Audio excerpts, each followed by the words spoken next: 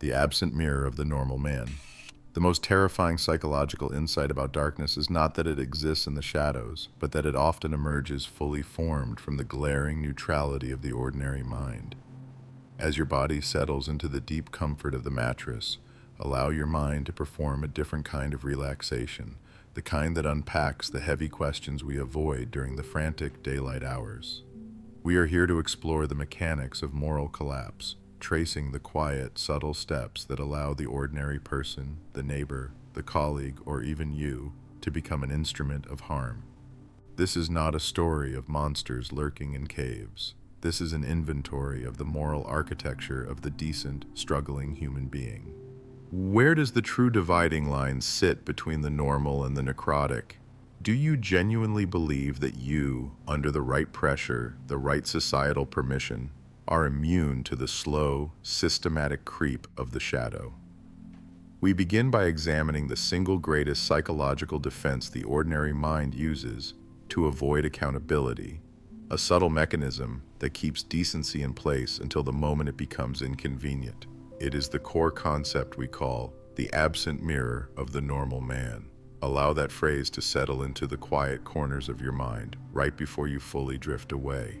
The absent mirror of the normal man suggests that vulnerability to darkness is often found not in monstrous intent, but in profound, self-satisfied complacency. And this concept describes the pervasive and often willful refusal of an individual to critically examine their own potential for cruelty, simply because they operate comfortably within the accepted, sanitized boundaries of the mainstream. The normal man, in this context, is not defined by statistics or income bracket. He is defined by his morality being granted by his environment, rather than forged by his conscious, difficult choices. He believes that his goodness is a permanent, innate trait, proven daily by the simple fact that he is not currently breaking any explicit laws or challenging the social consensus. His moral authority is entirely external. He requires his neighbors to be just as dull and innocuous as he is, so that his reflection can remain undisturbed. Imagine a vast, perfectly polished hallway extending infinitely, and everyone is walking forward, their reflections distorted slightly by the curve of the surface. The normal man walks straight, keeping pace with the crowd, admiring how similar his silhouette is to everyone else's. He is constantly confirming his normalcy by looking side to side. What he refuses to do is stop and look into a stationary, truthful mirror, the mirror that shows not how he appears to the crowd, but what he is capable of doing when the lights dim, or, more importantly, when the crowd suddenly changes direction. His greatest psychological strength, his desire for conformity and stability, is simultaneously his fatal flaw. He uses the majority opinion as a moral shield. Because he prioritizes fitting in over feeling right, he avoids any critical self-reflection that might lead to discomfort or isolation. To question the system, to question the actions demanded by the institution, is to risk stepping out of the line, thereby abandoning his prized identity, the normal man. The tension arises precisely when the norm itself begins to shift. When the socially acceptable behavior slides from passive indifference to active participation in exclusion or harm, the normal man doesn't object, he adapts. Adaptation is his survival mechanism. He quietly lowers his moral standards to meet the new, lower water level of the group, precisely because objecting would mean admitting his moral compass was fundamentally relying on external pressure, and being wrong threatens his core identity. This phenomenon is not reserved for history's great dramatic villains. It manifests in the subtle psychological shifts required for modern apathy. Look at the comfortable silence in corporate boardrooms when unethical decisions are finalized, the easy justification of systemic indifference, or the anonymous cruelty leveraged from behind a screen. When you see a crowd engaging in small, cumulative acts of cruelty, notice the faces. They are often anxious, preoccupied, and profoundly normal. They are relying on the shared culpability to dilute their personal sin to near zero. The absent mirror allows these individuals to experience a profound form of moral anesthesia. They tell themselves that if everyone else is doing it, or if they are simply following orders, or if they are just maintaining their position, then the responsibility for the resultant cruelty evaporates entirely. The mechanism relies on convincing the self that the context is the moral agent, not the individual. They are merely components, not authors. The cost of this avoidance is the atrophy of moral imagination. You lose the ability to visualize the actual human consequences of your passive consent. The absent mirror doesn't just hide your flaws, it convinces you that you don't even need a compass, because everyone else is heading in the same direction. The transformation of a good person into a functional mechanism of the architecture of moral collapse. We need to look closer at the foundation of this darkness, because it is never a sudden crack. It is, instead, a meticulous, slow-motion demolition project, the architecture of moral collapse. You always imagine the descent into cruelty as a dramatic, sudden choice, a lightning strike decision to become a villain. But if you're honest with yourself, if you look at the real data of moral failure, you realize it is almost always performed in slow, insignificant increments. We don't wake up evil, we drift into it. We are not defined by the one catastrophic decision, but by the relentless sequence of small, justifiable erosions of character. This is the paradox of incremental justification. And it's the phenomenon where the moral cost of the second bad decision is always lower than the first. The first lie, the first small act of neglect, the first time you consciously turn a blind eye, that initial transgression requires immense cognitive effort and rationalization. You feel the friction, you taste the guilt, but having paid that initial moral tax, the next step down is cheaper, easier, almost frictionless.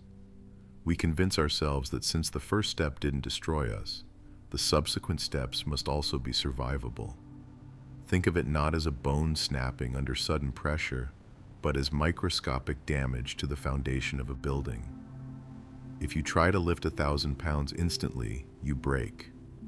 The moral system fails immediately and conspicuously, but if you add 1 ounce every day imperceptibly, the structural integrity of the columns begins to yield not through force, but through chronic, unacknowledged burden. The moral structure of the self works the same way. Each small rationalization is a micro-fracture. You don't notice the damage until the whole ceiling collapses. You have become accustomed to living in the wreckage. The true horror of incrementalism is the psychological mechanism it activates, the adjustment of the internal compass. When you commit a small, questionable act, your brain immediately experiences cognitive dissonance, the painful clash between the self-perception, I am a good person, and the reality, I just did a questionable thing.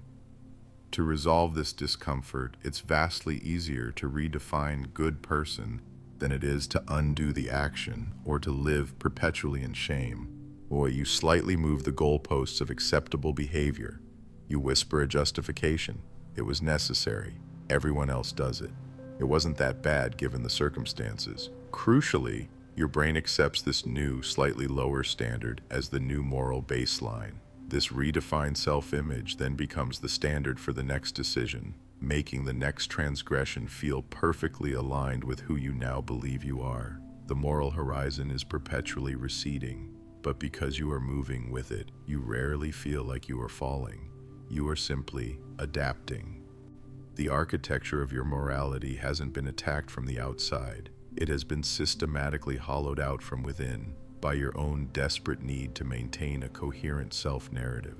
Look at your own life, at the small compromises you make daily, the constant low-grade cruelty online, the way you categorize other groups as less than to justify your comfort or your lack of action. This isn't about dramatic malice, it's about the habit of emotional numbness. We train ourselves to tolerate minor injustices, to dismiss the small, nagging voice of conscience because paying attention is exhausting and action is disruptive. We outsource our moral vigilance to systems or social norms, assuming that if the crowd allows it or the algorithm rewards it, it must be acceptable. That numbness is the first line of defense that fails. What you lose in this process is not your soul, that's too grand a term. What you lose is your capacity for moral alarm. You lose the ability to recognize when the situation shifts from acceptable negligence to active harm. By constantly shifting the baseline, you have neutralized your inner sentinel. You become an expert in self-betrayal, operating under the comfortable illusion that you are still the moral person you started as, even though the evidence of your actions suggests otherwise. You have convinced yourself that the distance traveled is zero because the scale itself keeps shrinking. The most terrifying thing about the architecture of moral collapse is that when the structure finally falls, you are not surprised by the rubble. You are only surprised that you had forgotten you were the one laying the smaller, weaker bricks all along. The quiet rationalization of the void. You think of morality as a heavy chain, something you either choose to carry or desperately try to break. But what if it's merely a muscle you have allowed to atrophy? When was the last time a genuine moral decision, one that truly demanded sacrifice or discomfort, actually cost you sleep? We often conceptualize the drift into darkness as a dramatic, sudden fall. We look for the moment of catastrophic failure, the huge, defining sin. But the void doesn't swallow you whole. It is absorbed, drop by quiet drop, through the process we call moral disengagement. This mechanism, deeply explored by psychologists like Albert Bandura, is not the process of becoming a monster. It is the sophisticated, internal architecture you build specifically to allow yourself to step away from your own internal watchdog without feeling the sudden, jarring drop. It is the supreme art of cognitive reorganization, convincing the self that the morally questionable thing you are doing, or are about to allow, is either justified, necessary, or simply not that bad. It transforms ethical violation into administrative efficiency. Consider the mundane cruelty, the everyday indifference. We are not always talking about the general who orders the atrocity. We are talking about the mid-level executive who signs off on predatory lending practices because, after all, it's just policy and they should have read the fine print. We are talking about the neighbor who spreads the ruinous rumor, viewing the target not as a breathing entity with family and history, but as an obstacle or collateral damage in a personal status war. The system allows you to mentally replace the human face with a percentage point, a budget line, or a demographic statistic. How exactly does this quiet rationalization work? It operates primarily through an 8-stage psychological switchboard, dimming the light on your conscience until the room is functionally dark. We start with euphemistic labeling. We don't steal, we reallocate resources. We don't lie, we engage in strategic communication.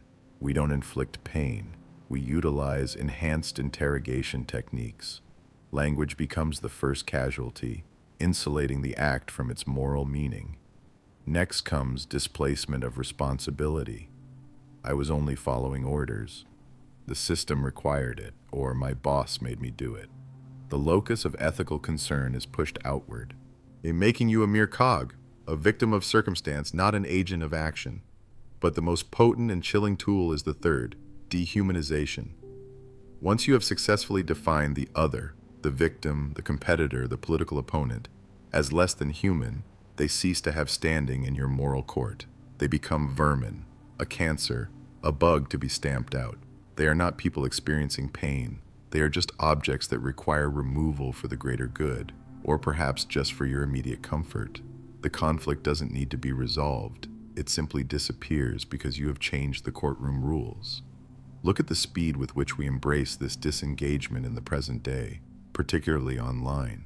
The screen acts as the perfect buffer. We attack, shame, or destroy reputations, instantly displacing responsibility onto the anonymity of the platform or the justification of the collective hive mind.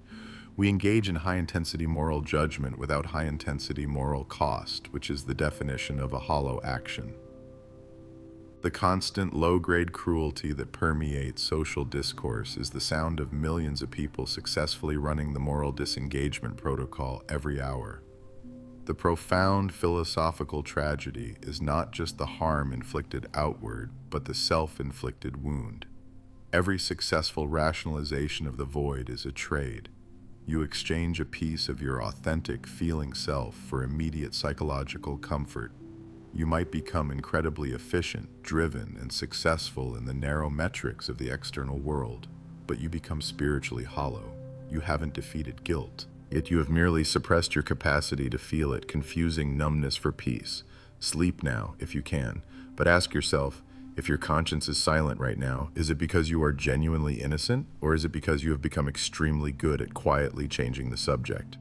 The greatest evil is not the dramatic, roaring act of destruction, but the silent, administrative efficiency with which we justify it right before we turn out the lights. Most minds drift away before reaching this point, but you're still here. Leave your like so I'll know your mind didn't wander.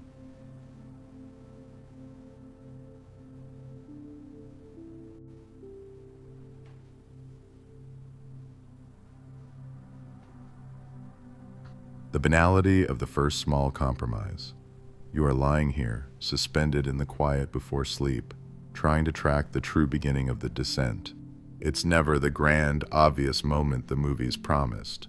That's why we must consider the moral nudge and the hidden cost of calibration. You know the feeling, the minor ethical violation that feels less like committing a sin and more like solving a practical logistics problem. It's that fleeting thought you dismissed, the moment you decided the rules built for hypotheticals didn't actually apply to the nuanced complexity of your specific reality just this once. What if that dismissal was the most critical moral choice you've ever made?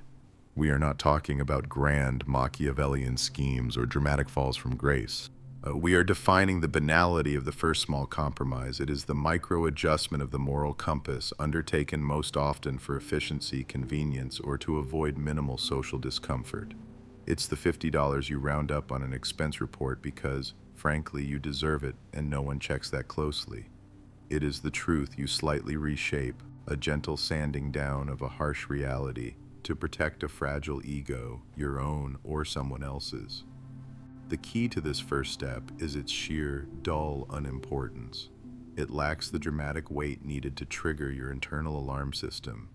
It is a mundane evil, easily rationalized, instantly forgettable, except by the self that committed it. Imagine your integrity as a pristine, carefully folded sheet of paper.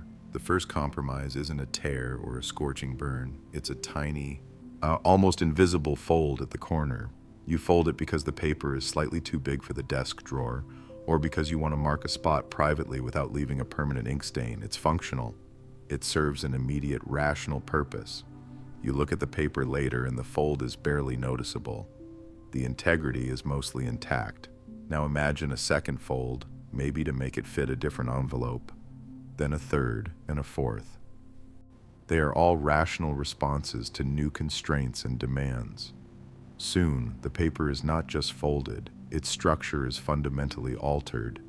It is accustomed to being bent. The original flat standard is gone, replaced by a complex origami of necessity and self-justification. This mechanism relies heavily on the soothing power of cognitive dissonance reduction. When you commit that initial, minor violation, your mind is instantly thrown into conflict. I am a good, honest person versus I just did a mildly dishonest thing. The easiest path to resolution is almost never to reverse the action. That would require inconvenience, maybe confession, but to redefine the action itself. You don't become a bad person, you simply conclude that the action wasn't that bad to begin with. You recalibrate the boundary. This is the central deception. The internal pressure required to justify the first small deviation is far greater than the pressure required to execute the 10th. Why? Because the moral landscape has already been permanently altered by the justification of the first one. You have successfully proven to yourself that the line is movable, that the rules are contextual, and that integrity is a concept flexible enough to accommodate your needs. Look at your own life now, lying still in the dark, particularly in professional or transactional settings. Where did you save time or effort by cutting a conceptual corner? Maybe you slightly overstated your qualifications for a project, or you chose willful ignorance regarding the unfair labor practices that allow a luxury item to be so cheap. These aren't headline-making crimes. They are operational shortcuts. They make life run smoother. But every time you accept a shortcut, you subtly communicate to your deeper self. The standard is situational, and my well-being outweighs the strict adherence to the abstract code. You create an internal precedent, and a footnote in your personal moral law that reads, exceptions permitted under conditions of low stress. The true psychological impact lies in the diminishing cost of subsequent violations. If the first compromise cost you 10 units of guilt, the next one only costs 5, and the one after that, perhaps 1. This isn't because you've become hardened, it's because you've become effectively numbed to the initial trigger. The internal definition of normal behavior has shifted toward the compromise state. You are logic as the precursor to cruelty, the calculus of complicity. We often assume that cruelty is born of passion, of irrational hatred, of a sudden explosive failure of restraint. We seek the maniacal glare, the foaming mouth, the undeniable evidence of madness. But true, systemic darkness, the kind that reshapes nations and hollows out the soul of society, doesn't scream, it calculates. It requires the quiet, sterile precision of a spreadsheet, the detached assessment of costs and benefits. This is the moment when logic becomes the precursor to cruelty. This concept explores the bureaucratic nature of evil, the insidious psychological shift that occurs when ethical accountability is replaced entirely by procedural logic. Evil, in its most effective and modern iteration, rarely announces itself as malice, and it presents itself instead as efficiency, as necessary resource allocation, as the regrettable but unavoidable consequence of optimization. It is the logical conclusion derived not from a failure of thinking, but from a set of deeply flawed yet internally consistent premises. Consider the thought experiment of the efficient administrator. Imagine a man utterly calm and rational, tasked with maximizing the output of a vast, complex system, be it a corporation, a military unit, or a governing body. His sole metric is productivity and stability. After careful analysis, he determines that the resources currently allocated to the lowest performing 10% of the system are creating statistical drag and inefficiency. The most logical, data-driven solution is not to improve that 10%, which is costly and slow, but to eliminate their influence entirely. This action is taken not out of rage, not out of personal vindictiveness toward the specific individuals, but purely out of mathematical necessity. Their suffering is merely a negative externality on the ledger, a predictable depreciation curve, not a moral failure requiring introspection. This is where the crucial mechanism of psychological detachment takes hold. Dehumanization is not always the first step. Sometimes it is the logical consequence of quantification. If you view a human being not as a subject of inherent complex worth, but as an object, a unit of labor, a metric point, a source of statistical friction, then the removal or degradation of that unit becomes an act of elegant problem solving. It is tidy, it makes the numbers work. And the mechanism is separation, separating the act from the consequence, and crucially, separating the self from the responsibility. The administrator doesn't hate the unit. He merely executes the policy dictated by the impersonal, objective language of the graph. The tension rests in this uncomfortable realization. Extreme, scalable cruelty is often perfectly logical, given its perverse initial parameters. It feels responsible, efficient, and terrifyingly right to the person implementing the calculation. You encounter this phenomenon daily, even in minor aggressions. It is present in the algorithms that optimize for engagement at the cost of mental stability, in the financial models that necessitate mass layoffs to boost quarterly shareholder value, also in the cold policy debates where millions of lives are reduced to demographic trends and budgetary footnotes. We have increasingly outsourced our difficult ethical dilemmas to computational systems, to managers of matrices who possess no conscience and demand only data fidelity. When you ask why a policy that clearly causes immense, measurable human pain is enacted, the answer is usually not because we hate them, but because the model demands it, or because it's the most efficient distribution of risk. The profound and terrifying philosophical impact of this realization is that being intelligent, rational, or highly educated does not inoculate you against participating in evil. It might actually make you a more effective and durable perpetrator. Logic, when utterly divorced from empathy and moral consideration, It is the fastest route to scalable malice because it provides a mechanism to bypass the internal alarm system. It forces you to confront the unsettling idea that your own deep reliance on reason, your preference for clean solutions and optimization, is a profound psychological vulnerability. You are forced to choose daily whether the efficient answer is also the ethical answer, because those two lines diverge much earlier than we care to admit. Cruelty does not need fire and brimstone, nor does it require a bloodthirsty heart. All it requires is a quiet office, a clean desk, and the logical imperative to balance the books, regardless of what the balance sheet costs the soul.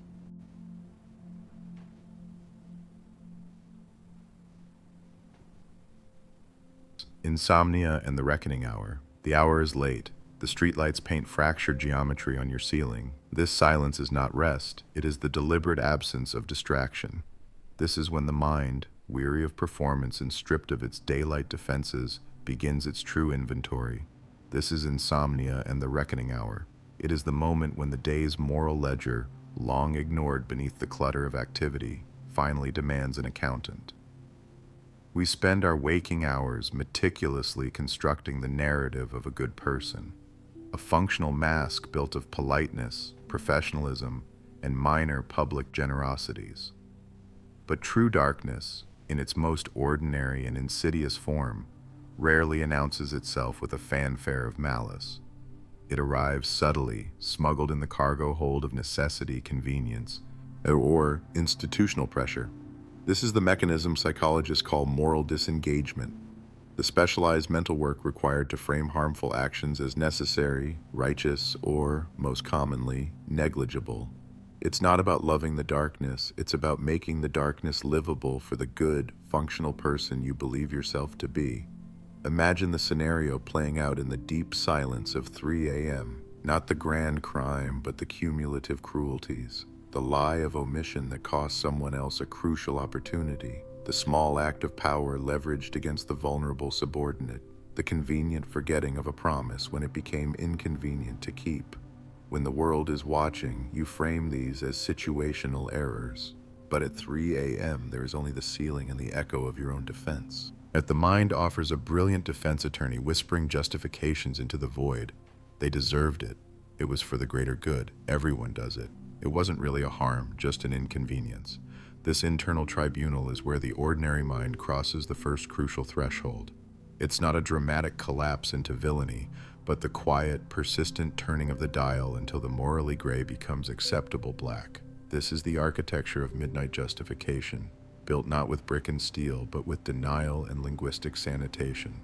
The conflict is this: the self requires consistency. If you fundamentally believe you are good, but you have done something demonstrably bad, one of those facts must yield. It is vastly easier, less painful, and infinitely more convenient to redefine the action than to redefine the self.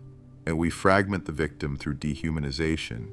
We sanitize the violence through euphemistic labeling, and we diffuse the responsibility by insisting it was the system, the pressure, or the rules that forced our hand.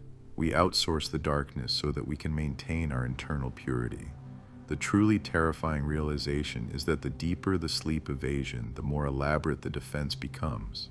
Insomnia is not merely sleeplessness. It becomes a private laboratory for self-justification. You are not fighting the guilt itself. You are fighting the implication of guilt, the potential that the person lying awake is fundamentally compromised. The ordinary path to ethical decay is paved with these sophisticated late-night rationalizations.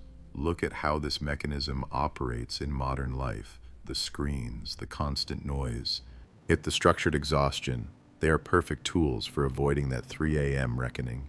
We fear the silence not because of ghosts, but because the silence invites accountability. We scroll, we consume, we delay sleep precisely because we are postponing the moment the internal ledger snaps open. We become willing accomplices in our own moral erosion, preferring constant low-grade distraction to the sharp, focused pain of true self-confrontation. The digital world is the ultimate shield against the hidden self. What changes when this architecture of justification is complete? You lose the capacity for genuine moral shock. When you have successfully argued yourself out of the responsibility for a minor wrong, you build the critical precedent for a major one. The internal barrier doesn't just lower, it dissolves. Yet the mind that was once capable of acute, immediate empathy has been successfully trained by its own defense strategies to see others as abstract obstacles or means to an end. This is how the ordinary mind becomes the functional engine of institutional evil, not through fiery hatred, but through administrative, thoroughly justified detachment. Close your eyes, the shadows remain, because the real darkness wasn't what you did, but the meticulous, quiet way you convinced yourself it was necessary. The reckoning hour doesn't punish the action, it merely reveals the architect of your own deceit. The Geography of Blamelessness. The Geography of Blamelessness. It is not a place you can find on a map. It is the psychological zone where moral accountability loses signal strength, where the responsibility for an action becomes so structurally diffused that it simply vanishes, leaving no one truly stained by the resulting catastrophe. This is the operational definition of systemic cruelty, a structure designed to maximize destructive output while minimizing the input of individual guilt. This geography is defined entirely by distance, the separation between the choice we make and the consequences that choice delivers. We instinctively understand that the farther the scream is from our ear, the easier it is to press the button. And this separation allows the ordinary mind to bypass its ethical alarm systems and participate in darkness while remaining convinced of its own inherent goodness. Think of the high-rise office tower, the physical manifestation of this moral verticality.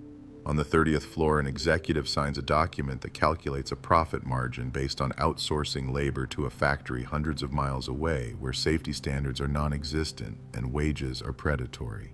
Does that executive feel the sting of the mosquito bite on the forearm of the 12-year-old on the assembly line? Number. His input is a spreadsheet. His output is a metric. His proximity to the human cost is zero. The sheer verticality of the organization guarantees blamelessness for everyone at the top. He is not cruel, he is merely efficient. He is maximizing shareholder value. This geography of blamelessness is built on carefully constructed silos. Every person in the chain of command is given a task so narrow, so specialized, that they never have to see the final, horrifying product of their collective efforts. The engineer who designed the disposal system for the toxic byproduct is a chemist, focusing solely on volumetric efficiency and pressure tolerances. He is not a polluter. The analyst who processed the eviction paperwork for the community living near the polluted river is an HR specialist, focused on compliance and deadlines. She is not a destroyer of homes. Each link in the chain is professionally ethical. They adhered precisely to protocol. This is the central paradox of institutional evil. When everyone is only responsible for 1% of the total consequence, who is responsible for the resulting 100% destruction? The institution itself becomes the moral black hole, consuming accountability and converting it into efficiency and profit. The ordinary mind, trained to believe that morality resides solely in intent, feels perfectly safe. My intentions were good, we rationalize. I was just doing my job. But evil requires very few malicious intentions. It merely requires compliance and distance. Look around your own life right now at the products of your comfort and convenience. We exist within a vast, complex supply chain of systemic suffering, from the conflict minerals in the glowing screen you are reading, to the environmental devastation supporting the cheap consumables you discard daily. We are moral tourists visiting the realm of consequence without ever having to reside there. Your finger taps the Buy Now button, and the geography of blamelessness stretches out, protecting you from the factory floor, the depleted resources, and the overworked hands that produced your temporary satisfaction. That distance is your spiritual bodyguard, shielding you from uncomfortable truth. What does this reliance on distance do to the soul? It creates a profound moral laziness, a trained incapacity to see the whole picture. We evolve selective blindness. We learn to love the abstraction, the quarterly report, the stock market index, the national policy, more than the concrete reality of human cost. We confuse compliance with virtue. We stop asking the difficult philosophical question, is this right? And start asking only the pragmatic managerial question, Oh, is this allowed? This is the insidious corrosion that transforms the ordinary mind into a willing participant in darkness, the comfort of outsourcing your moral burden to the system. Blamelessness is a luxury bought by distance, and the price of that luxury is the slow, quiet corruption of the comfort of belonging to the darkness. We arrive now at the most unsettling realization on this dark path, that evil is not inherently isolating but often profoundly communal. We call this phenomenon the sacred license. You understand the psychological relief of giving up the wheel, of ceding control over a confusing and dangerous journey to someone else. But what happens when that relinquishing of autonomy is not simply about ease, but about the complete, exhilarating surrender of moral responsibility? What if the destination is ruin, yet the comfort of that collective passenger seat is worth the price of your own soul? This is the final, seductive stage of psychological darkness, moral license by proxy. It is the transition from rationalizing individual misdeeds which require constant, exhausting mental gymnastics to adopting a group identity that fundamentally reshapes the ethical landscape. The individual conscience, that tiny nagging voice, is extinguished not through force, but through fusion. It is no longer you that must justify the cruelty. It is us. When we chart the territory of ordinary minds turning dark, we find the tipping point occurs when the individual finds the weight of complexity unbearable. Moral ambiguity is cold, lonely, and demanding. To be a moral agent requires continual internal debate, self-correction, and the agonizing uncertainty of never truly knowing if you are right. This is the existential cold that drives people into the collective fire. The group, the ideology, the tribe offers a bonfire. You toss your individual identity, your unique set of ethical qualms, onto the flames, and in return, you receive collective warmth and a shared definition of righteousness, no matter how twisted that definition might be to an outsider. Think of the soldier who commits an atrocity under command, or the bureaucrat who processes documentation for genocide. Their relief is palpable, not because they are inherently monstrous, but because their actions are sanctioned by a higher shared morality. They are simply pieces in a vast, justified mechanism. They are safe from the deepest human dread, the fear of being alone in their transgression. Here lies the profound paradox. The group demands absolute conformity and the sacrifice of personal freedom, yet this very loss grants the member a superior psychological freedom, the freedom from consequence. When we belong to the darkness is no longer a personal burden, and it is a shield woven from shared transgression. Your individual capacity for guilt shrivels because the guilt is diffused across the whole collective. You do not carry the blame, you carry the banner.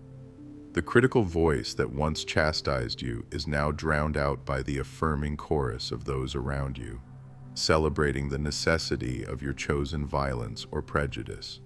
This mechanism is alive and thriving in the modern world, perhaps more than ever. Observe the ferocious certainty within echo chambers, whether they are political, social, or digital. The desire to be right easily supersedes the desire to be good.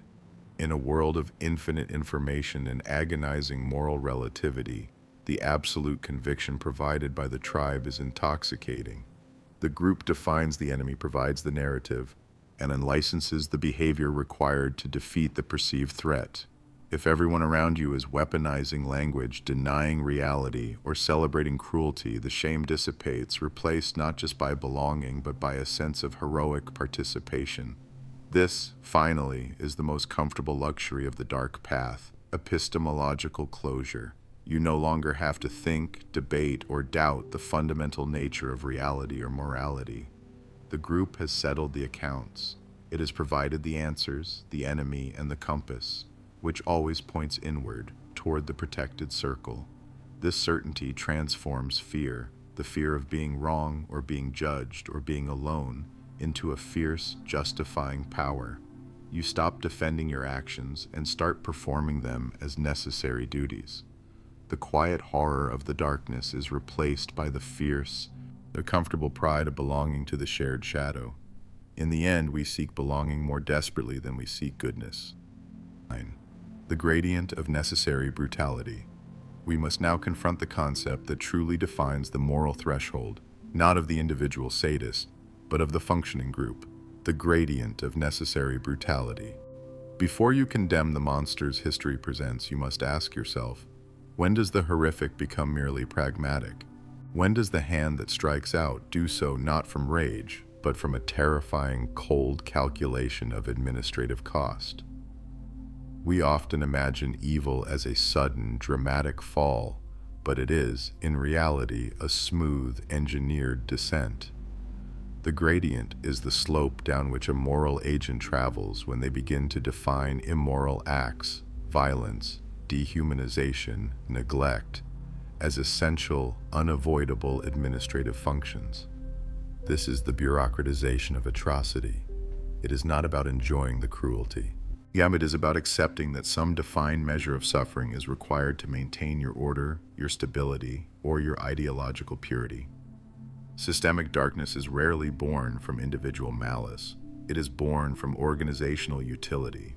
When the system demands a specific output and that output requires harm, the mind rapidly reclassifies that harm. It is no longer evil. It is necessary inefficiency, or perhaps unfortunate overhead. Think of the expanded trolley problem, stretched indefinitely across time. It is not one clear choice, but 1,000 micro-trolley choices over 20 years. You start by pulling the lever to save 5, sacrificing 1. This is a moral trauma, but perhaps justifiable.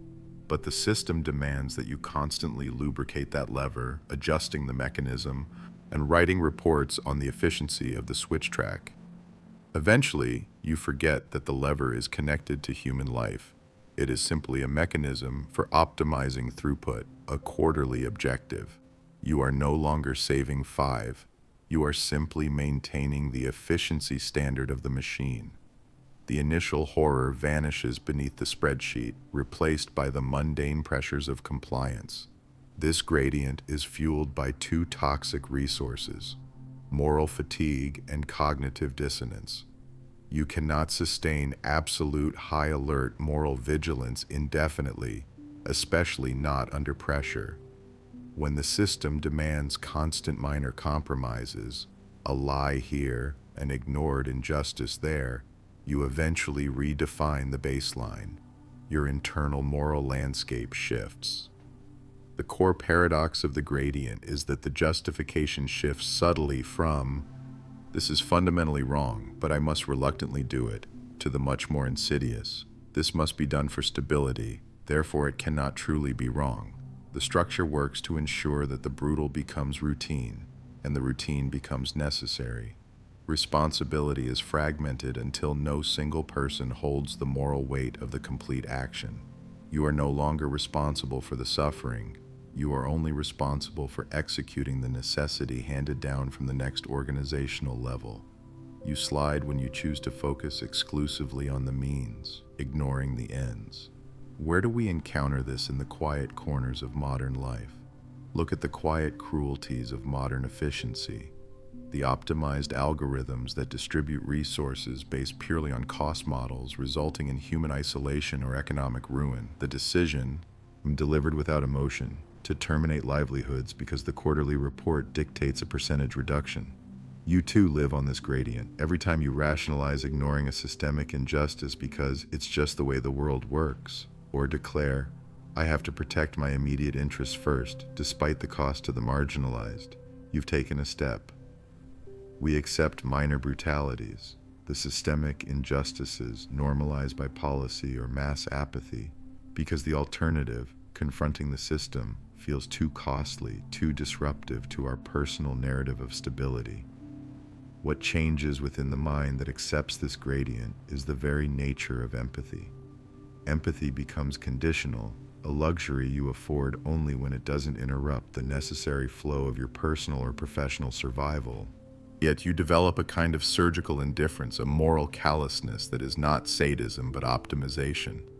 The greatest psychological danger is that climbing back up the gradient requires an exponential increase in effort and emotional pain compared to the sheer gravitational ease of sliding down. You become perfectly optimized for the survival of the self within the current structure, regardless of that structure's moral rot.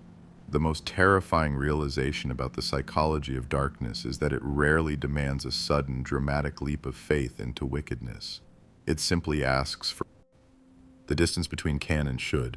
You are capable of so much more than you allow yourself to admit, and that capacity, the sheer scope of your potential, is precisely what should frighten you before you sleep.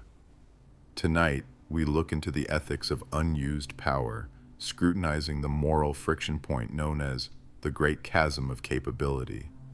We talk constantly about what is permissible, what legal or social boundaries govern our actions, but we rarely examine the more terrifying question: what is possible? This is the critical distance between can and should, the void where moral erosion begins, the space where ordinary minds find their darkness. Can is physics, ability, and opportunity. It is the raw force of your willpower and competence. Should is fragile social contract, history, empathy, and in the quiet, persistent voice demanding accountability. The darker path is paved not by inability, but by overwhelming ability coupled with a quiet resignation toward consequence. Consider this illustration. Imagine you are given absolute administrative control over a minor system, a piece of software, a small budget, a single anonymous life, and you are assured complete immunity. No witnesses, no audit trail, no psychological scars that can't be easily rationalized away. You can make a decision that causes immense, though indirect, suffering to someone you will never meet. The action is entirely within your technical capability. The ethical battle here is fought in the milliseconds between acknowledging the capability and deploying the constraint. Your choice is not between good and evil, but between effortless efficiency and burdensome responsibility. This is the feeling of being given absolute, unchallenged administrative power, the freedom to destroy, and the deliberate chosen friction of the should not. The terrifying mechanism of moral collapse lies in how the should is negotiated downward. The can side is rigid. Your power is fixed and absolute. It is the should side that proves elastic, accommodating, and tragically self-serving. It starts as the solid conviction, I should not, because it is universally wrong. But when capability meets convenience, that conviction degrades rapidly. It morphs into, I should not unless I have to. Then, I should not unless it benefits me or my group. Then, it becomes a whisper, I should not unless no one is looking. And the benefit outweighs the psychic cost of maintaining the rule. The modern world is expertly designed to widen this gap. Look at the architecture of life today. Digital anonymity gives you the power to unleash venomous cruelty from a safe distance. The compartmentalized structures of bureaucracy and corporate accountability allow you to sign off on decisions that ruin lives or the environment, yet your role feels technical, not moral. You execute a procedure, you follow the flow chart, you click approve. These systems effectively dissolve the moral gravity of the should not by transforming ethical action into administrative function. You become a passive participant in systemic cruelty because the consequence is abstracted, delayed, and felt by an unknown recipient. You can, therefore you do. And because the moral pressure required to stop you has been dissipated across 1,000 other hands. When the distance between your capability and your constraint becomes too vast, something essential breaks within you. The conscience dissociates from the action. You are utilizing the full force of your capability, yet you feel zero ethical friction. This numbness is the final stage of psychological dark adaptation. You haven't become a raging monster. You have simply become a highly efficient operator who has quietly declared the should clause irrelevant to the task at hand. The chilling truth is that the capacity for genuine evil isn't the explosion of malice. It is the quiet, cold acceptance that the ethical constraint doesn't outweigh the convenience of the possible. And this is how ordinary people turn dark. by valuing their comfort or efficiency over the necessary difficulty of maintaining the should when the can is overwhelming. You must measure your moral character not by the harm you are incapable of. The Phenomenology of the Unwatched Act. The Phenomenology of the Unwatched Act, the dark integrity of solitude. When the light goes out and the screen dims, you are finally alone. No witnesses, no surveillance, no social contract demanding that you maintain the polite, presentable fiction of your character. But who truly is the person you become when the world cannot see you? Is that freedom, or is it the ultimate moral crucible? This is where we encounter the phenomenology of the unwatched act. It is the study of how moral reality warps precisely at the boundary of observation. We spend our lives calibrating our behavior to the social gaze, a performance of acceptable conduct built on anticipated rewards and punishments. We internalize rules like guardrails. But those guardrails are fundamentally external. Remove the audience and the contract changes. The moral weight shifts entirely inward. The relevant question ceases to be, what will they think? And becomes, disturbingly, what do I want to do, knowing there is no reckoning? Imagine the thought experiment, not of the mythical ring of Gyges granting magical invisibility, but something far more mundane and modern, the anonymous comment section, the throwaway account, the private message that deletes immediately after being read. You are granted moral invisibility, not magical, but systemic. You watch a public figure stumble, or a stranger make a mistake. The impulse to be cruel, which society successfully suppressed moments before, now flickers into flame. You type the vile, cutting comment, something you would never utter aloud, never sign your name to. The action is trivial, a few keystrokes, yet in that instant you have practiced a small act of pure, unalloyed malice. You have used the shield of anonymity to permit a transgression against your own idealized self. The mechanism at work here is the normalization of the shadow. We often assume evil is born in grand, dramatic actions, the betrayal of nations, the catastrophic lie. But often, it is merely the aggregation of these small, unwatched derelictions. The conflict isn't truly between right and wrong, it's between being a moral person and merely appearing to be one. The true decay occurs when the difference between the two becomes comfortable, when the necessity of the performance drops away, and you feel relief. When you realize that the petty dishonesty, the fudged expense report, the secret indulgence, that the slight cruelty performed in a space guaranteed to be unseen, carries no external cost, you effectively redefine your own limits. The boundary shifts, and every single instance of the unwatched act strengthens the pathway toward darkness. It is an unconscious practice session for indifference. The private permission becomes the public inevitability. If the only thing stopping you from being cruel, dishonest, or selfish is the threat of being caught, then you don't possess morality, you possess compliance. Think of the modern world where observation is constant yet simultaneously negotiable. We live under the soft tyranny of the smartphone camera and the algorithmic eye.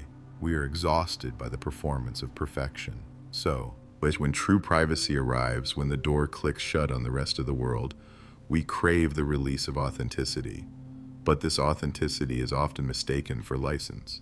We confuse shedding the social mask with discarding the moral framework entirely. The pressure cooker of public life demands restraint. The vacuum of solitude often prompts excess, because the only standard left is the one you are willing to hold yourself to. This phenomenology teaches us a vital, painful lesson about integrity. True integrity is not the compliance you exhibit when the lights are on and the cameras are recording. It is the unwavering standard you maintain when the only audience is the self. The self, often, is the most lenient judge, the easiest one to bribe with rationalization and exhaustion. But when you repeatedly choose the darker path in solitude, you are not simply committing an isolated act. You are inscribing a new law onto your character. You are training yourself to prefer the compromise. The real tragedy of the unwatched act is that the person you are deceiving ultimately is the future version of yourself, who must inherit the moral architecture you are building right now in the quiet darkness. So consider this as you wait for sleep. The greatest experiment in morality is not conducted on the public stage or in the courtroom. Routine maintenance of a fractured conscience. You assume the trajectory toward true darkness is a catastrophic event, a single, explosive decision that tears the moral fabric of your being irrevocably. You imagine the villain waking up one morning deciding, "Today I embrace evil." But that is narrative melodrama. The reality, the slow, cold horror, is far more bureaucratic. The concept we must confront tonight is the conscientious accountant of sin. You think great moral decay requires great passion, but what if it only requires meticulous, soul-crushing paperwork? The real dread in the psychology of evil isn't the sudden, terrifying explosion of morality, but the slow, routine, weekly filing away of the fragments. When we study how ordinary minds navigate acts of profound cruelty, we usually focus on the initial transgression, the moment of surrender, the first ethical breach. Yet, the turning is easy. The difficult part, the truly draining psychological challenge, is the sustained aftermath, the routine maintenance of the fractured conscience. This maintenance is the continuous, subconscious labor required to keep two contradictory beliefs operating in the same psychological framework without catastrophic collapse. Belief A: I am a good, rational, worthwhile person. Belief B: I just knowingly inflicted suffering upon another. To prevent system failure, the mind must immediately initiate repairs. Denial is the quick patch. Minimizing is the superficial coat of paint. But when the damage is structural, when the transgression is repeated, you must transition from ad hoc repairs to a permanent maintenance schedule. Yet you become the moral carpenter of your own internal ruins. Imagine your moral self not as a vessel, but as a vast old property. When you commit an act that violates your self-conception, it doesn't burn the house down instantly. It bursts a pipe, shatters a window, or causes a foundation crack. The true psychological darkness isn't the violence of the crime itself. It's the quiet, ordinary afternoon you spend sweeping up the broken glass, mixing the cheap plaster, and painting over the spreading stain of guilt, all while assuring yourself the structure remains fundamentally sound. You schedule the necessary psychological repairs with alarming efficiency, blame the victim on Monday, isolate the memory in a sealed compartment on Tuesday, create an intricate system of compensatory actions on Wednesday, a small donation, a display of exaggerated kindness to a stranger, a sudden, rigorous adherence to a minor virtue. These are the equivalent of tax write-offs for the soul. The ledger must always balance, or at least appear solvent enough to function through the day.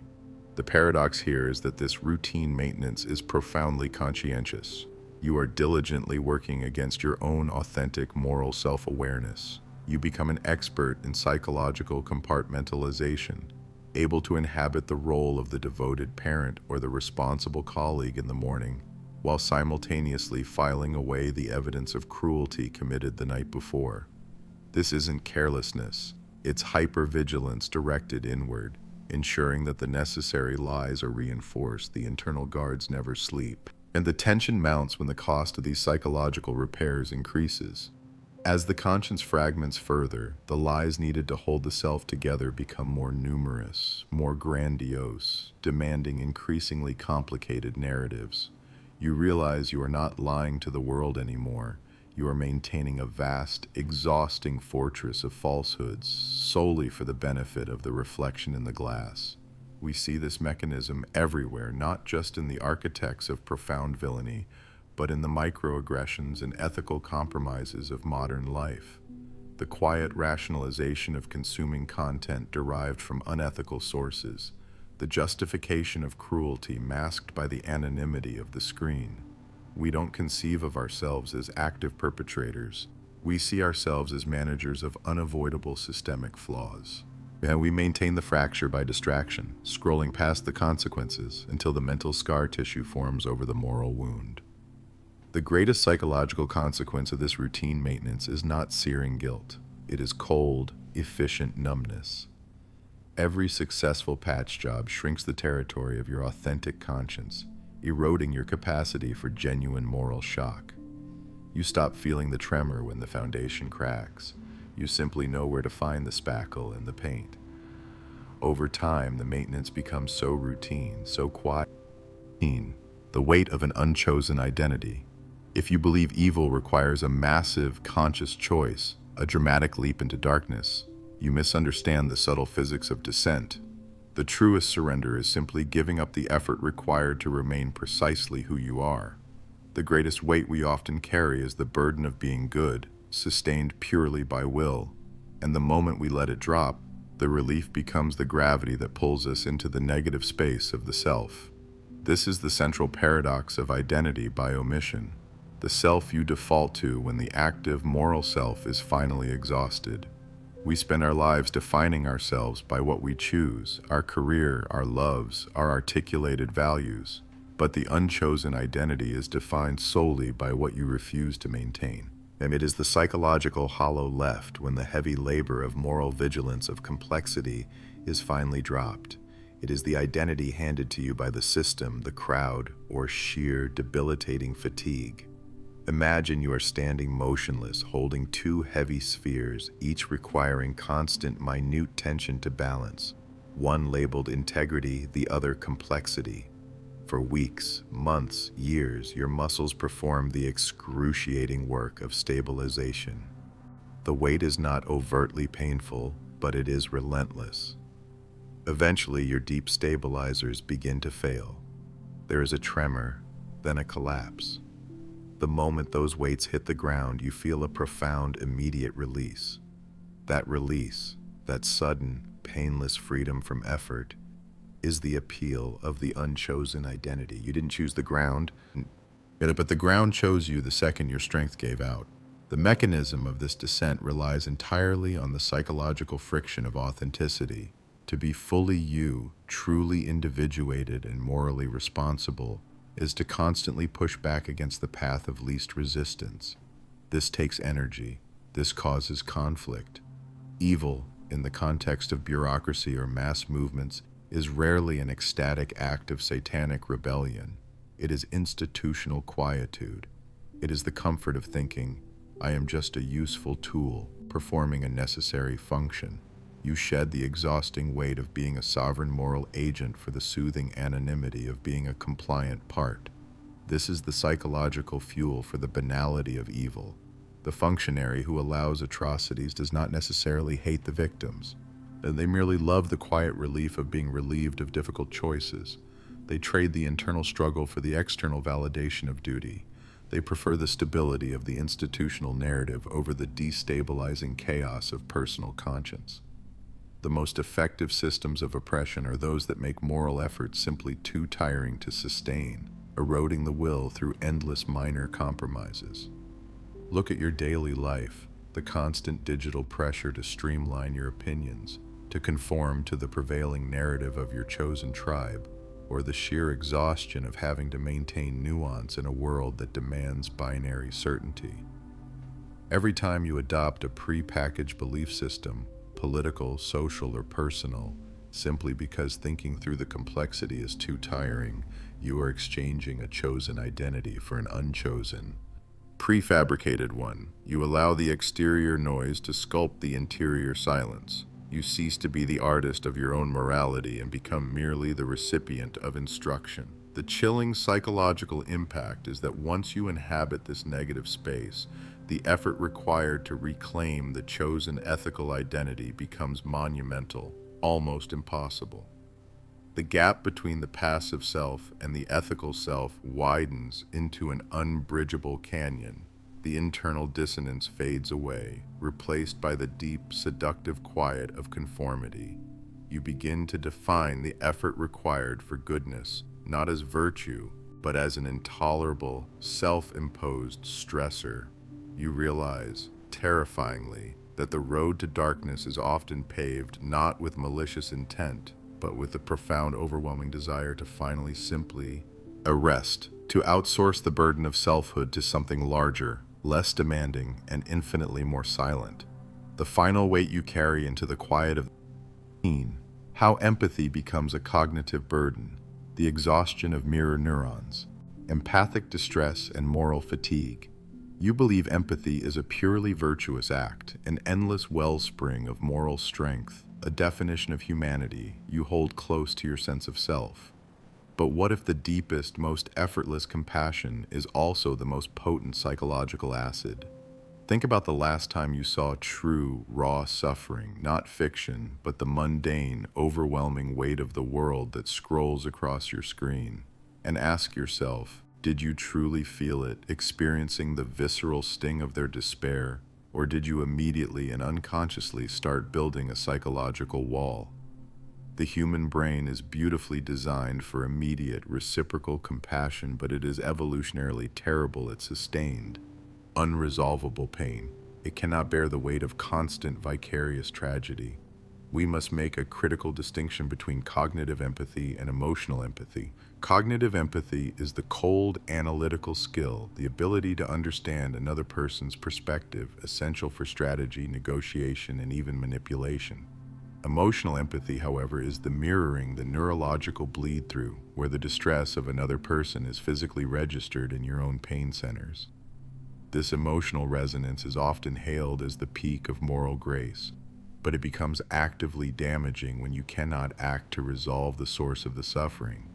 This is empathic distress, a vicarious suffering that you are forced to endure because the pain isn't yours to control. It's the neurological handshake that turns into a debilitating headlock. And we are now carrying the burdens of countless strangers in our immediate awareness, amplified by the digital echo chamber, forcing our innate capacity for connection far past its sustainable limit. Imagine you are walking through a specific wing of a hospital dedicated entirely to chronic, incurable illness.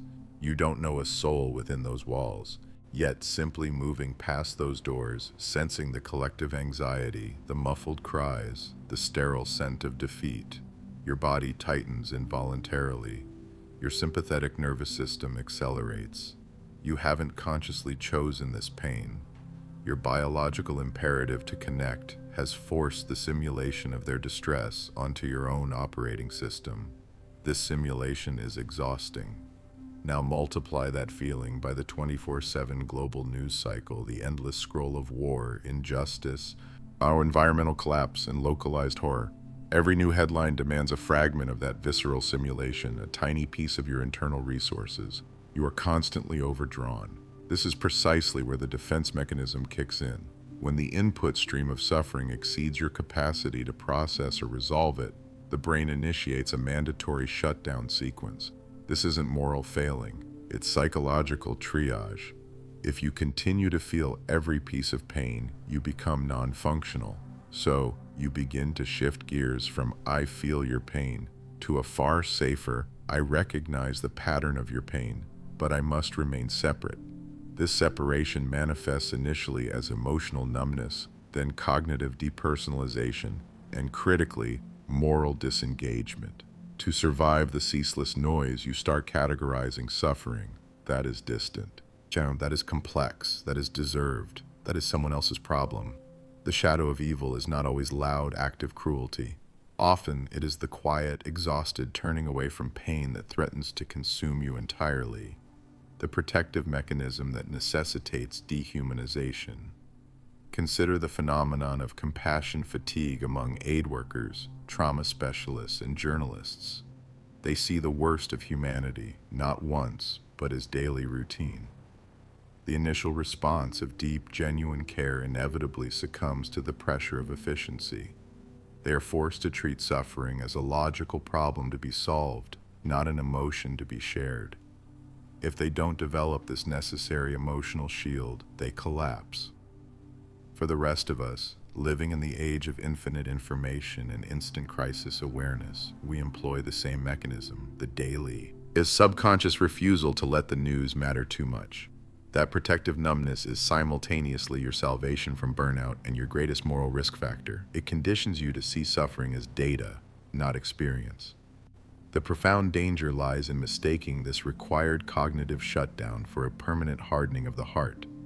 When you systematically mute your emotional response to external suffering to save yourself, that muting doesn't stay purely external. It bleeds inward. It starts to dampen your capacity for genuine joy, for spontaneous connection, and even for minor pleasures. You trade genuine emotional vulnerability for survivability. You become efficient, perhaps functional, but you lose the texture of deep, resonant feeling. The cost of avoiding the abyss of empathy is often building your life on a thin, dry psychological plane where nothing truly matters deeply, neither good nor bad. We are not built to be bottomless wells designed to absorb the world's suffering. If you stare too long into the unresolvable pain of the world does not look back. It simply uses up your capacity to care. True moral courage isn't the capacity to feel everything until you break. It is the disciplined wisdom to choose precisely what you can carry with integrity, knowing that what you discard might be the first necessary step onto a darker, quieter path. Sleep on the realization that sometimes the descent into emotional darkness begins not with an act of active malice, the soul's agreement with its own shadow. We often assume the true villain fights a perpetual internal war, a magnificent, tormented battle against their own conscience. But what if the deepest, most insidious darkness begins not with a cataclysmic battle, but with a quiet, mutual truce? This is the central horror of "it is the moment the ordinary mind turns dark," not through sudden trauma, but through the active, sometimes even rational, reconciliation of your moral identity with your immoral potential. This agreement isn't simply owning your flaws or acknowledging your hypocrisies. It is the precise psychological shift where you stop seeing the capacity for cruelty as a potential threat and start viewing it as a functional tool. We spend our lives, especially when we are young and idealistic, building high, sturdy fences against the things we despise in others, the pettiness, the reflexive rage, the calculated coldness. We repress these undesirable traits into the psychic basement.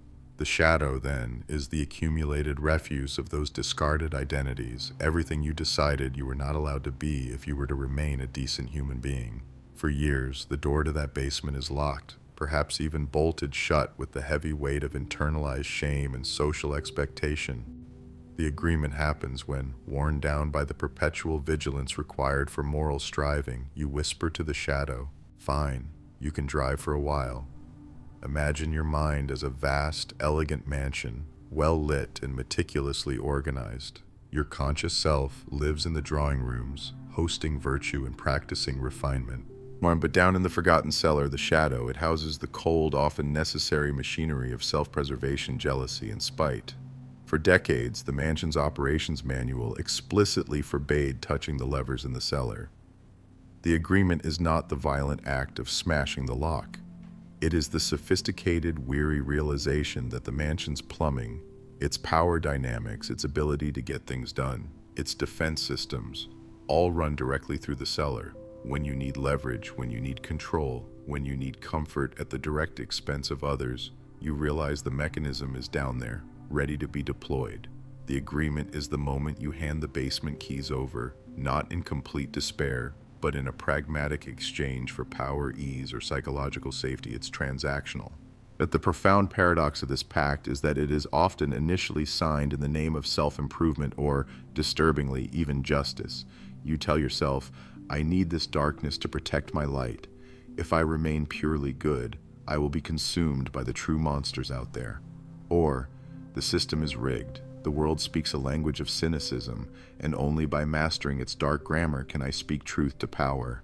This is the normalization phase. You do not wake up one morning a fully formed monster. You simply integrate a specialized, monstrous tool into your routine toolkit. The internal conflict that defines moral struggle dissolves because the dark action is immediately and efficiently rebranded as a necessity. Moral injury, the guilt and self-loathing, is avoided through sophisticated cognitive reframing. Yet you remove the internal tension by concluding that the dark act, the betrayal, the quiet cruelty is the only mature, responsible, or strategically viable response. You become effective rather than ethical. Where do we sign this contract in modern life? It thrives in the casual cruelty of online anonymity, where the shadow is granted total freedom because the consequences are digitized, distant, and feel unreal. It is the silent decision to accept systemic corruption because fighting it is too personally expensive, too exhausting, and yields too little reward. It is the micro-agreement to subtly manipulate a relationship because honesty feels too vulnerable or too difficult to manage. The agreement is always focused on reducing internal friction and increasing personal comfort regardless of the ethical expenditure inflicted upon others. Oh, once the agreement is made, the ability to feel genuine, corrosive moral guilt about the specific dark behavior diminishes. You achieve a kind of psychological unity, yes, but it is a toxic wholeness. You are no longer tormented by hypocrisy because you are no longer trying to be fundamentally good, you are trying to be effective. The philosophical tragedy is the loss of the internal antagonist. The hero has merged with the villain, the story of moral striving is officially over, and the protagonist achieves a perfect, functional, integrated, and morally inert state. Sleep now, knowing that the greatest peril isn't the perpetual battle with your shadow, but finding yourself, one quiet, self-justifying night, shaking its hand.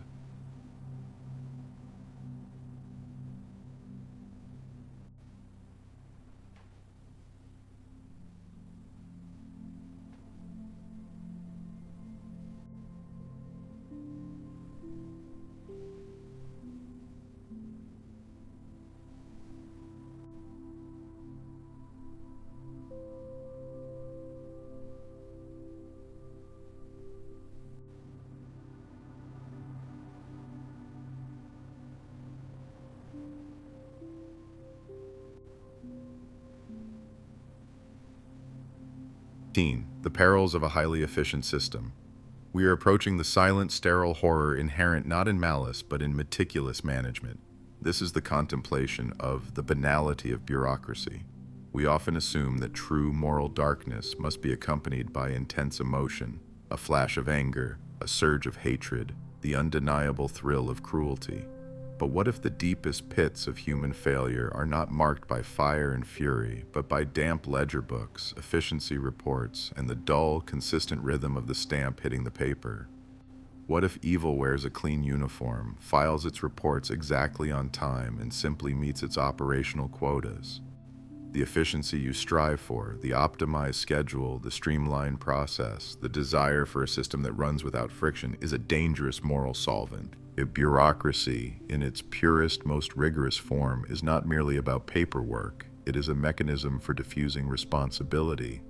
It is designed to take an abhorrent act, break it down into 1,000 small, morally neutral tasks, and then distribute those tasks across 1,000 different employees, or perhaps 1,000 different nodes in a highly efficient network.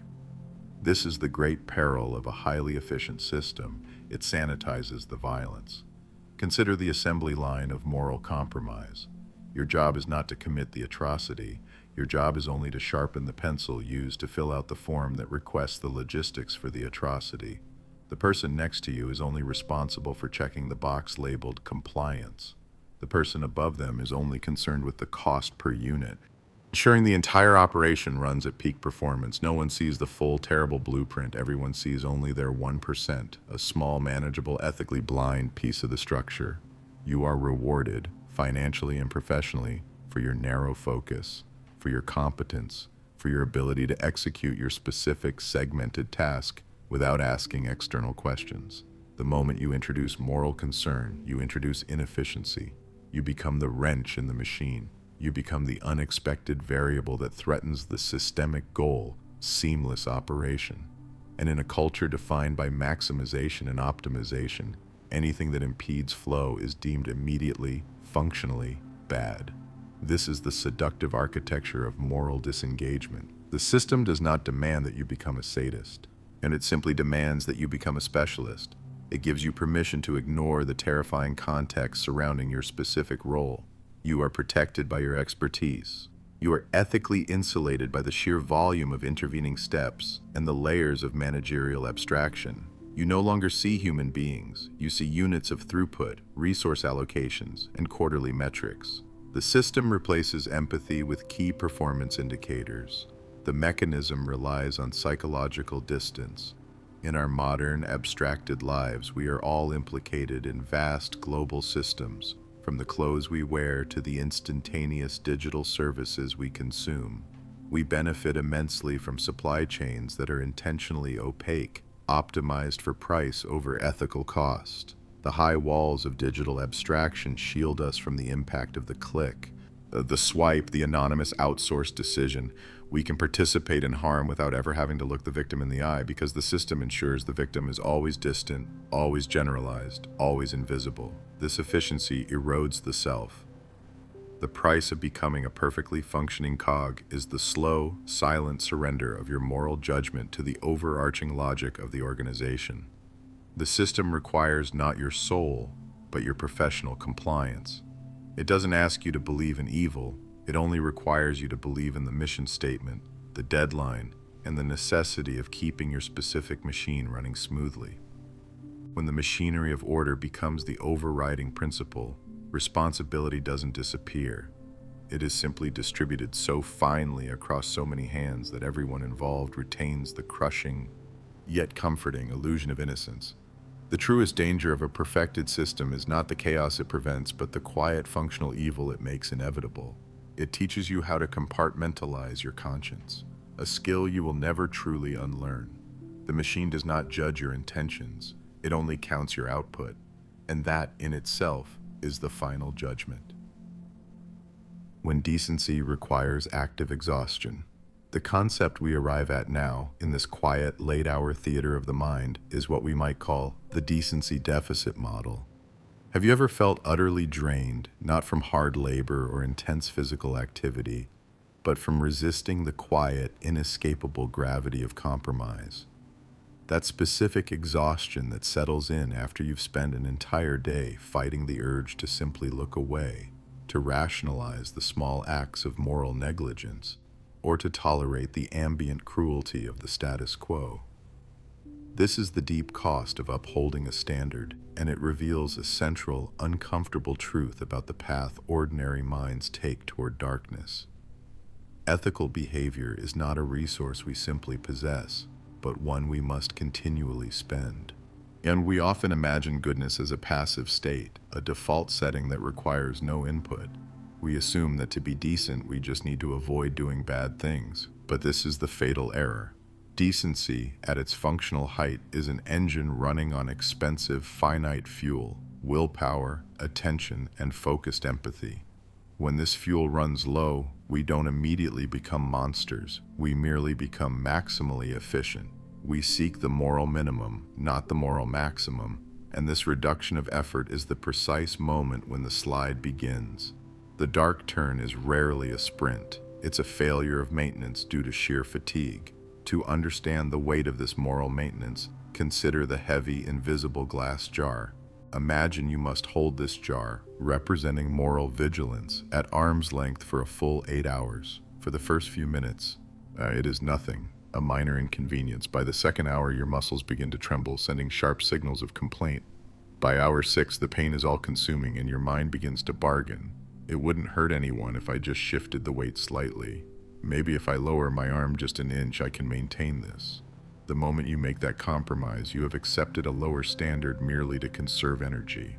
That slight lowering, that small lapse in vigilance, is where the ordinary mind makes its transition. You didn't drop the jar, you just adjusted your understanding of what constitutes holding it correctly. Your moral thermostat, sensing energy depletion, simply resets itself lower. The mechanism driving this requires the deconstruction of moral action itself. We are masters of moral accounting by subtraction and constantly seeking psychological relief through omission. It is far easier, psychologically, to fail by omission, to not report the wrong, to not speak up against the joke, to not engage with the complexity of suffering, than it is to actively commit the wrong. But resisting this omission, this seductive silence, requires the expenditure of our deepest reserves. This resistance is the active exhaustion. The mind is constantly pushing back against moral drift, the small, nearly imperceptible concessions we make to conserve cognitive space. The paradox is this: we mistake comfort for innocence. The relief we feel when we switch off the news, when we skip the difficult conversation, when we simplify a complex human tragedy into a political bumper sticker, that relief feels righteous. It feels like self-preservation, but in fact, it is merely the surrender of vigilance. We rationalize that we are protecting our peace, when in reality we are simply avoiding the cognitive taxation required by sustained ethical engagement. This is acutely relevant to the modern world, where the sheer volume of information acts as a constant, overwhelming tax. To fact-check, to engage respectfully, or even just to feel the necessary weight of distant compounding injustices requires an immense, unsustainable energy output. So, we switch off the empathy circuit entirely. We curate our information sphere not for accuracy, but for energy efficiency. The resulting moral fatigue allows the small, quiet evils, complacency, callousness, and calculated ignorance, to flourish in the gaps where our expended energy used to be. But what this tells us about the core of humanity is unsettling. If decency requires active exhaustion, it means we are fundamentally wired for thermodynamic efficiency, not necessarily for righteousness. Evil, in its most successful form, rarely demands the dramatic Faustian sacrifice of the soul. Often, it merely demands a quieter surrender of energy. Look closely at your own moments of retreat. The greatest danger to your integrity is not necessarily the presence of active malice, but the deep, comfortable pull of moral fatigue. Because true integrity is not the absence of temptation, it is the willingness to be truly, actively, and completely exhausted by the ongoing fight for what is right. And that, more than any dark act, is the cost of staying awake.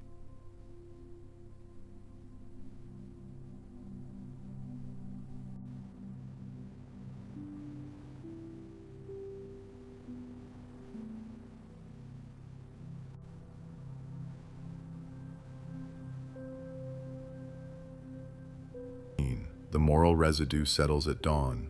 We call this the dissonance debt. The world is quiet now. The adrenaline of the day, the small betrayals, the convenient lies, the moments you chose comfort over conscience, has faded into the dark. But beneath the surface, something is stirring. Do you feel the slight, inexplicable weight pressing down on your chest right before sleep claims you? That is the sound of the moral residue settling. Dissonance debt is the unpaid psychological balance generated every time you bridge the gap between who you fundamentally believe you are and what you actually did. It is a slow, self-imposed liability that accumulates when you rationalize an action that violates your core self-concept. This isn't just guilt. Guilt is immediate and demands atonement or correction. Debt demands payment, usually extracted over time through creeping cynicism, emotional numbing, or an increased desperate need for self-justification. It is the slow, corrosive price of having chosen convenience over conviction one too many times. We often mistake this accruing debt for maturity, for having learned to live with gray areas or play the game. But it is simply a heavy, psychic residue staining the integrity of the quiet hours. Imagine the interior of your consciousness not as a clean, polished mechanism, but as a deep-sea submersible. Every time you commit an action you know is fundamentally wrong, but justify quickly, a necessary cruelty, a manipulation for immediate gain, a calculated withholding of truth. You don't just forget it, you deposit a thin, oily film of residue on the interior window of your moral compass. Checked in the light of day, when the internal defense mechanisms of rationalization and self-interest are running hot, the film is invisible. You see only the goal, the outcome, the justification. But when the light fails, when the pressure of being alone in the deep silence bears down, that film becomes perceptible. It darkens your view. It changes the very color of the light that manages to penetrate. You are still you, operating within your own vessel, but your outlook is permanently shaded, and the world appears inherently darker, less trustworthy, simply because you have made yourself so. The profound paradox of this debt is that the initial transgression often hurts far less than the psychological mechanisms required to suppress its memory. To manage the accumulating dissonance, you must perform constant, exhausting emotional labor. Yet you must actively and repeatedly rewrite the narrative of yourself. You weren't greedy, you were resourceful, you weren't lazy, you were efficient, you weren't cruel, you were firm or pragmatic. Each rewrite is a further investment in the false, hardened self, solidifying the shadow you inhabit. This, far more than any singular act of rage, is the moment ordinary minds turn truly dark. Not in the dramatic flourish of violence, but in the quiet, insistent denial of their own integrity. The mind prefers the pain of self-loathing to the agonizing inconsistency of cognitive dissonance. We would rather believe we are fundamentally flawed than admit we are good people who did a terrible, unjustifiable thing. Consider the contemporary arenas for accumulating this debt. It rarely involves grand, sweeping atrocities. It is the relentless, a low-level ethical failure, the constant performance of outrage you don't fully feel on the screen, the digital cruelty you participate in because it's convenient and safe, the quiet moral failure you commit at work and then suppress with a late-night binge or scroll. We pay the debt not by becoming monsters, but by becoming slightly more callous, slightly less empathetic, and infinitely more dependent on external noise to drown out the internal reckoning. We trade genuine sensitivity for rigid self-protection, erroneously believing the latter is a virtue. The ultimate and final payment of the dissonance debt is the slow, systematic erosion of your capacity for genuine moral feeling. You begin to lose the ability to feel sharp, searing guilt, which you interpret as a sign of resilience or necessary toughness. But what you have truly lost is the indicator light. The system is failing, yet the warning sign has been disconnected. You reach a point where your former self, the person you were before the debt accrued, would look at your current actions and recoil in horror, yet you feel nothing but operational efficiency and tired resolve. This is the moment the moral residue settles. It is the cold, hard realization that the person staring back at you in the mirror has been fundamentally changed by 1,000 small, self-serving choices, and the original, hopeful blueprint is nowhere to be found. The space once occupied by conscience and connection is now filled by a profound, inexplicable exhaustion that no amount of sleep can cure. Look toward the dawn. That sterile, indifferent light does not forgive the darkness you invited in, and it merely illuminates the quiet, heavy structure built from your own rationalized failures. You wake up with the moral residue settled, heavier than sleep, clinging to the soul, and the debt, it remains unpaid, waiting patiently for interest to accrue. The convenience of the lesser monster. The convenience of the lesser monster. The quiet bargain we strike with the dark, often without realizing the depth of the transaction. Look inward now, as the lights dim. Do you ever feel the slight cold pressure of a decision you made, not out of malice, but out of sheer administrative necessity? The kind of decision that solved a headache for you by creating a migraine for someone else. That slight adjustment in moral equilibrium, the quick, sharp shift of inconvenience from your burdened shoulder onto one that you deem more disposable, that is the signature move of the lesser monster. The convenience of the lesser monster isn't a complex philosophical dilemma. It's a structural necessity of modern comfort, and it is the unconscious ethical algorithm that prioritizes stability over absolute purity. We are trained culturally and personally to hunt the great monster, tyranny, war, calamity, the unambiguous evil that requires heroic sacrifice. But while we posture ourselves for that grand battle, we simultaneously domesticate a small, useful horror right inside our own fence line. This smaller evil is morally manageable because it is localized, contained, and most importantly, deeply convenient. It simplifies your moral landscape by removing the messy, disruptive variables that would challenge your comfortable routine. Think of it structurally. Imagine a vast, chaotic organization, perhaps a large corporation, perhaps the whole of society. There are rules, yes, noble aspirations, yes, but efficiency demands shortcuts. As when a systemic problem arises, a supply chain snag, a resource shortage, a bureaucratic bottleneck that threatens to halt productivity, the righteous solution is usually complex, costly, and requires weeks of painful, disruptive overhaul.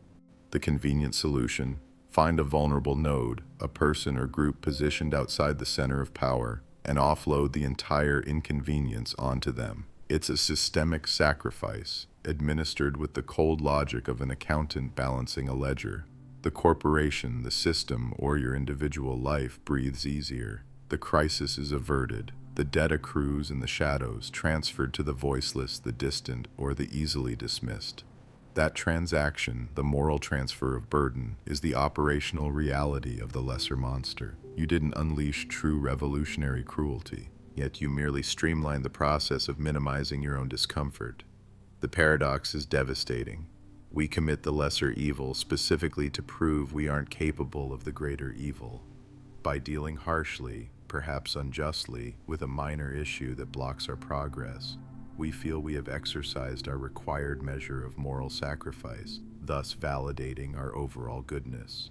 We rationalize, I might have been unfair to that one person or ignored that small atrocity, but if I hadn't, the whole system would have collapsed, and that would be truly wicked. The small cruelty becomes an insurance policy against the terrifying accusation of wholesale moral failure. It inoculates us against deep introspection. You look at the minor, contained damage you caused or allowed, nod, and tell yourself, the alternative was worse. You have achieved moral self-licensing. You are good because the monster you chose to feed was small enough to handle. This is why true darkness is so often administered by people who see themselves as fundamentally decent. They are merely selecting the most practical path forward. Look at the sheer volume of outsourced suffering that supports your comfort. The lesser monster manifests in the digital click, the cheap purchase, the decision not to look up where the material came from or who packed the box. It is the deliberate narrowing of your scope of responsibility. You are not responsible for global economic exploitation, you tell yourself, but you are responsible for paying your mortgage and getting the kids to school. And when those immediate and intimate responsibilities conflict with the abstract suffering of distance, the abstract suffering loses every single time. That gap, that necessary functional negligence, is where the convenience resides. What changes inside us when we make this trade habitually? You don't become a cinematic villain overnight. You simply become finer tuned to accepting inefficiency and morality.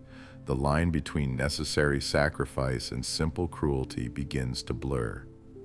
The soul, once demanding perfect disruptive justice, learns to accept satisfactory injustice. The most dangerous form of darkness is not the sudden eruption of volcanic evil, but the steady, predictable erosion caused by the ethical drip feed of small, convenient compromises. We become morally optimized for survival, not sanctity. When you finally close your eyes tonight, remember this: the lesser monster never asks you to love the darkness. It only asks you to deem it necessary. And necessity, my friend, is the most comfortable path into the void.